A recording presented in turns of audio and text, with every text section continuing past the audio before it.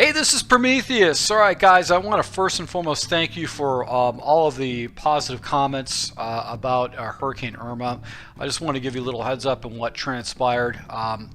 First and foremost, I live a little bit north of Tampa, and I was very fortunate. Me and my wife were extremely fortunate. We didn't have any major damage to our house. It was just basically brush and trees and stuff like that. No broken windows, nothing. The roof wasn't ripped off. No real major damage on the street. Matter of fact, millions of people lost power and still have power out here in the state of Florida, but we never lost power. We did lose internet for a little bit, but we were very, very fortunate. There was a lot of people that weren't so fortunate, so if you guys follow anybody that's down in Naples or Key West or something like that, if you're going to make donations or anything like that, I definitely recommend doing it down there for the state of Florida. And obviously Houston, Texas, they got smashed by Harvey. So with the experience with dealing with a hurricane, I can tell you that the anticipation is worse than what really happens. And even then, we had basically a Cat 1 that went over the Tampa Bay area, which was turning into a tropical storm as it came up. It's still the anticipation and thinking about it, and just you see it gradually coming to you day after day after day, and you can anticipate it. The hours start counting down, it starts hitting the landfall. It was very, very nerve-wracking to go through that process. Very stressful. We had to pack up all of our house, we had to put all the stuff, and then after the hurricane went through, we had to go ahead and unpack everything, take everything, put everything back on the yard, clean up our yard, clean up our house. We had a bunch of food and water and stuff like that, preparing for the worst, losing power, potentially breaking windows. A lot of people would ask, especially my family were asking, why didn't you guys leave? Why didn't you leave the state of Florida? There's a couple of reasons why we didn't do that. First and foremost, the primary reason is that we have 4 cats in the house. We got pets, and we'd have to pack up the pets. We were trying to get extra carriers for the pets, and we didn't get those in time, so we were makeshift, that kind of stuff. Another reason is that we live in a home. We live in a house. We're not in a trailer home. We're also not by the water. So the places that get evacuated in hurricanes, and where a lot of all the deaths and damage and people getting hurt, is people that are close down to the water because there's surges. As quickly as a hurricane comes through, mass flooding follows it. So anybody by the water has to do a mass exodus. Anybody in a trailer home, a mobile home, they have to leave also, because their houses are not meant to take 100-mile-per-hour winds. They rip apart.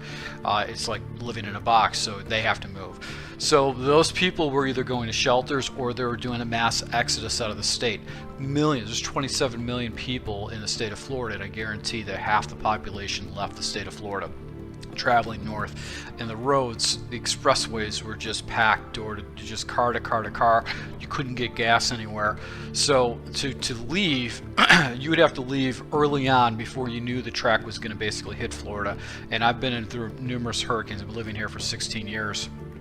Hurricanes fly all over the state of Florida. Sometimes they go up the coast and off the other coast, but no, we never had anything directly come through the state, through Tampa Bay area since 2004 with Charlie. So this is the biggest scare of a hurricane that Tampa has had in over 13 years. But you pretty much have a choice. Go in, try to leave the state, which could take about 4 hours from where we're at, and turn that into a full day event. Literally, 12, 13 hours of driving. Hope you don't run out of gas, because if you run out of gas, you're stuck in the expressway, and then you're screwed with a caravan of people, or hunker down and stay with the house. So we made a decision to stay with the house, because I figured that if I've got to fix windows, fix my house, I'd rather be here to address it than having to come back in with a caravan of people that left the state and not knowing what was happening with our house. So that was basically kind of the decisions that we had. But I can tell you that Florida as a whole, the power grids are starting to come back up. A lot of lights are out. There's a lot of debris in the roads and stuff like that. But we're a resilient state, and Florida knows how to do hurricanes. We understand it. There's no joke. There's the governors are not cavalier about it. Rick Scott was excellent, and everybody knew exactly what we were going to do. So guys, I just want to let you know I'm safe. No major issues with me. We basically just took me offline for about a week, and I still got stuff I got to do around the house. And unfortunately for me, I'm actually this coming up weekend, for us, we're actually going to be going to Universal Studios because they have an annual event called Halloween Horror Nights. I don't know if you guys are familiar with it, but it's like 9 different haunted houses and themed stuff. It's probably the best occasion. So if you guys ever get a chance, look at Halloween Horror Nights. Phenomenal thing. If you're ever in Florida in the fall time, I recommend going to Universal Studios for their night event for Halloween Horror Nights, and that's where I'm going to be this weekend. Goal is to start recording some videos, some more gameplays. I really haven't played a lot since the hurricane reports came through, so I've been really offline for the last 2 weeks. But I'm going to start reporting some gameplays, and I'll be jumping into a new book. So right now I've got an influx of people that are requesting me to do the Packers book, so if you guys are interested in seeing breakdowns of that, that'd be great. And just trying to get back up to speed. So once again, thanks for your patience. I really appreciate it, guys. I've got more tips from rolling out, but it's going to be a little bit dry until I'm able to go ahead and get back into the game and really start producing some more stuff for you. So thank you for my supporters, my Patreon members. I really appreciate the support. Until next time.